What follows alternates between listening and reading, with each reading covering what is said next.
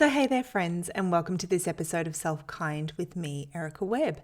Today we're going to talk a little bit about perfectionism. So we're going to talk about perfectionism today. And I feel like there's a very good chance that this episode is going to sort of follow a couple of different threads, and that's okay. So this episode will be imperfect in its structure. So I don't know, that feels very meta. Anyway, let's talk about perfectionism and the things that can show up for us if we stay really committed to proving our worth by striving to be perfect.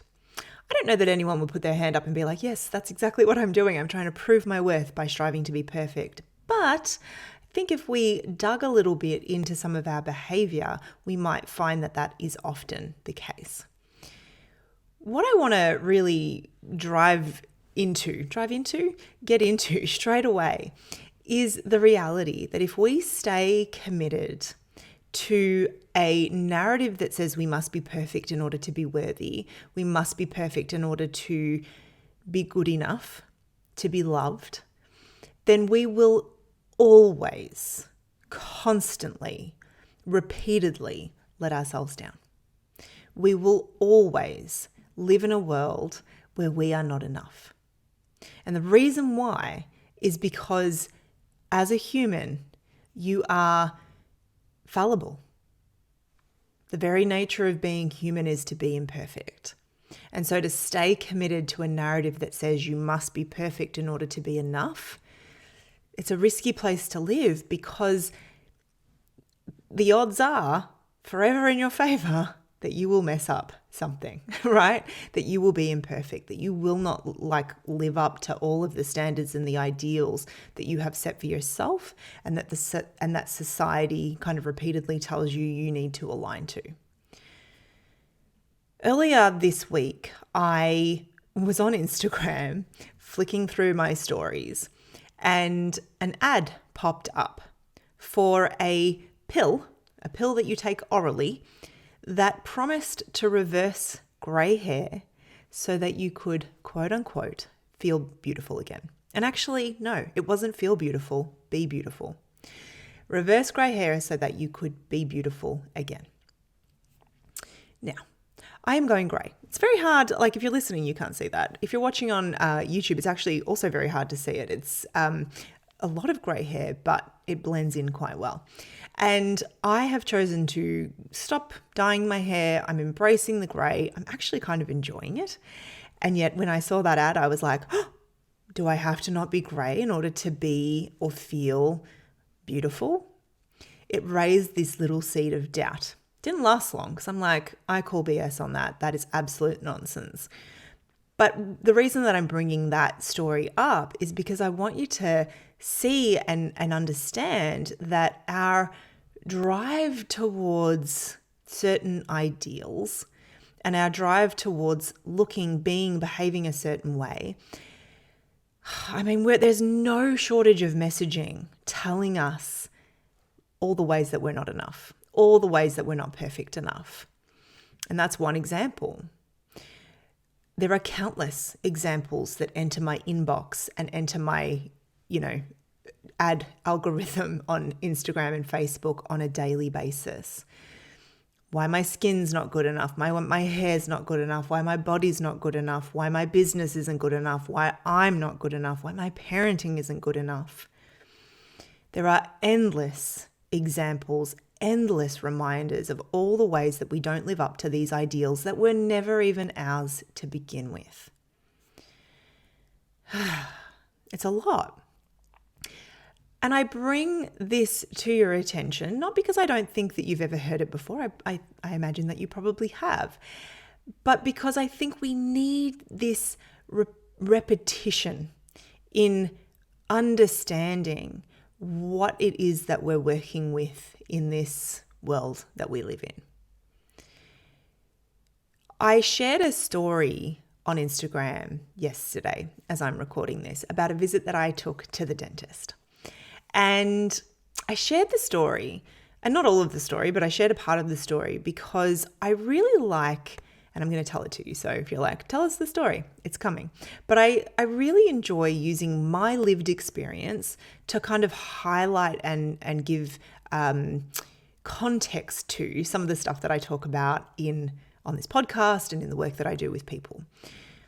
Because, and the reason why is because no matter how much work we do, no matter how self-aware we are, no matter how healed we feel, we are still humans in a human world.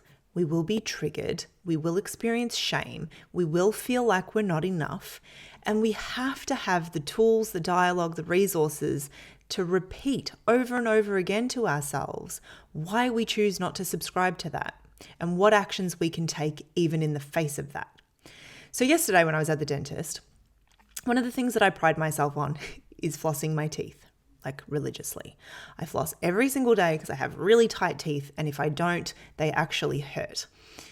And yesterday, the dentist informed me that perhaps I wasn't flossing my teeth well enough because my gums were a little bit red, or actually they were a little bit purple. They were a little bit, infected. And I said to her, why would that happen? Why does that happen? Where does it come from? And she said, because it happens when you don't floss. And I'm like, but I do floss. And she was like, maybe you don't floss well enough. And I was like, tell me more. And she showed me how to floss. And I watched and I was like, this is literally how I floss my teeth every single day. And yet, as I sat there and she, quizzed me on my water intake and she quizzed me on my diet, I felt shame.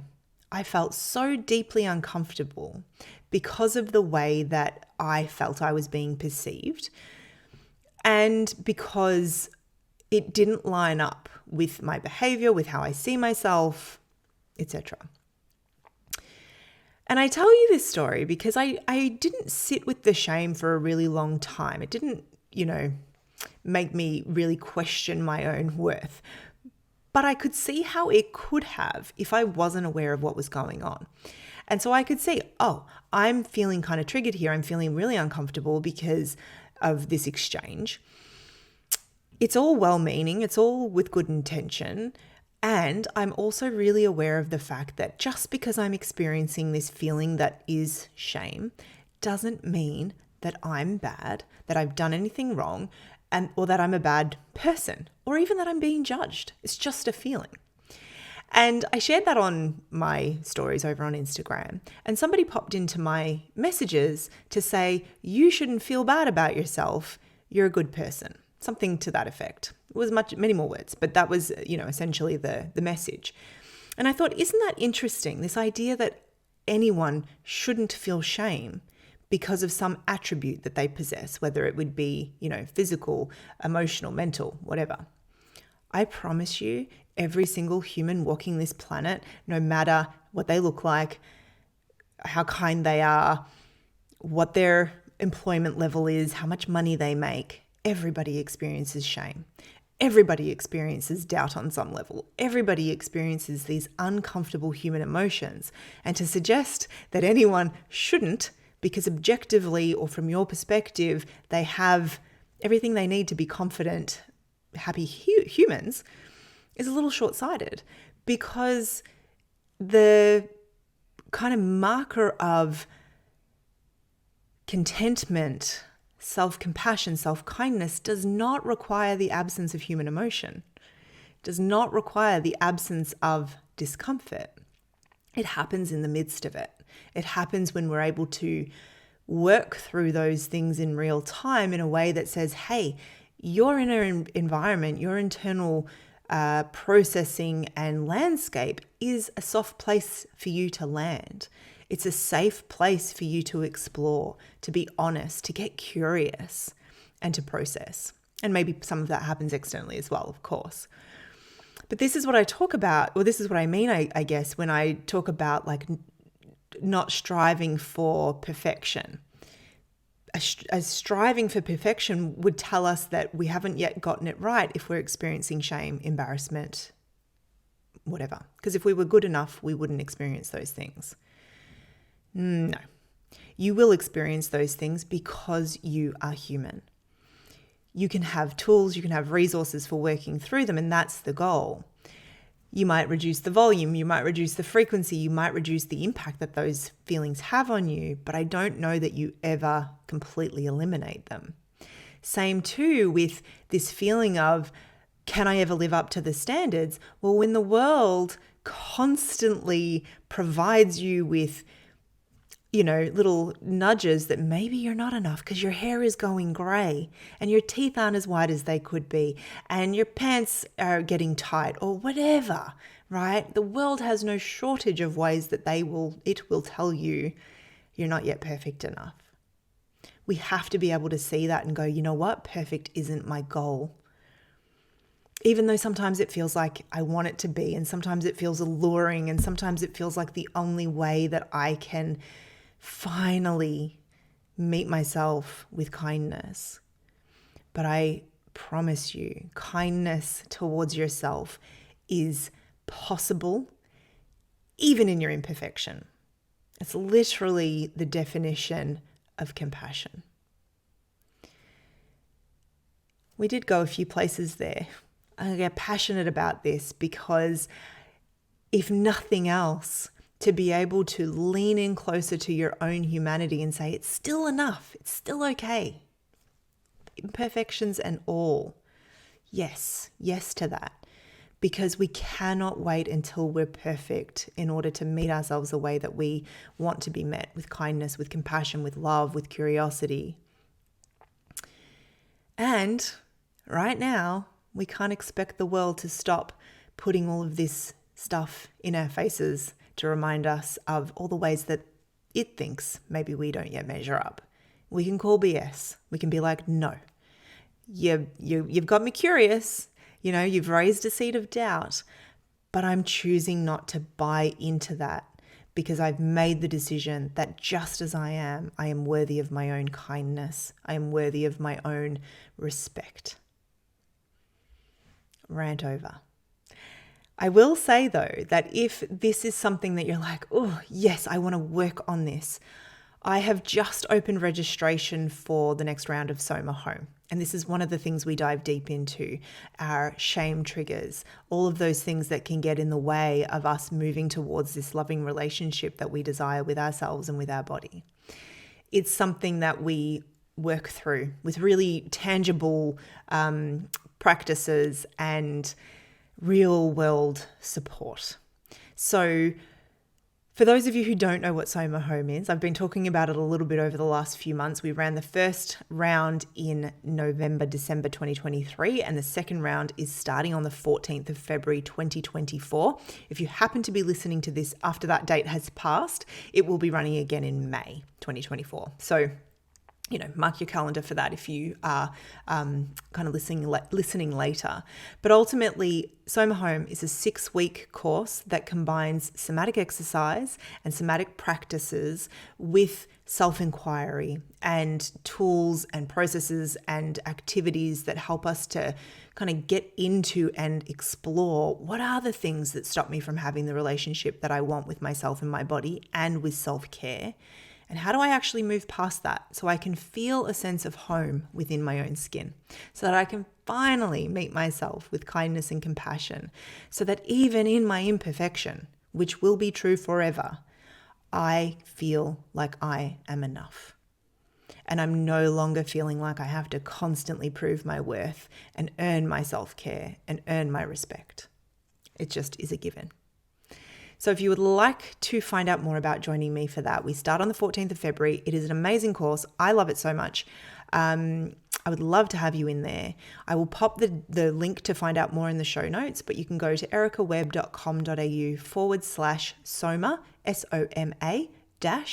-home, HOME. All the details are there. It's $250 for the 6 weeks, which, to just give you some context, if you were to see me one-on-one for that same period of time, it would be like $720, I think. SOMA Home isn't one-on-one counseling, but it's a lot of the same stuff that I would work with my clients one-on-one with in a group context, and kind of laid out in a logical sequence.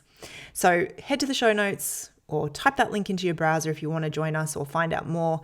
I would love to have you there. Let me know if you've got questions. You can reach out to me over on Instagram. It's at @ericawebb_SelfKind. You can email me. You can you can get in contact any way you like. But if you have questions, registration closes on the 12th of February. So this is not very many days before that. So if you're listening to it just as it comes out, you've probably got a couple of days up your sleeve. If you're listening to it after that, as I said, maybe the doors have already closed and we're already getting started. But you can always join the wait list for the next round happening in May. All right, that is it from me. I hope you have a wonderful week. We did miss an episode last week because life happened, and I am okay with being imperfect, but I anticipate being back in your ears again next week. Until then, keep being kind to yourself.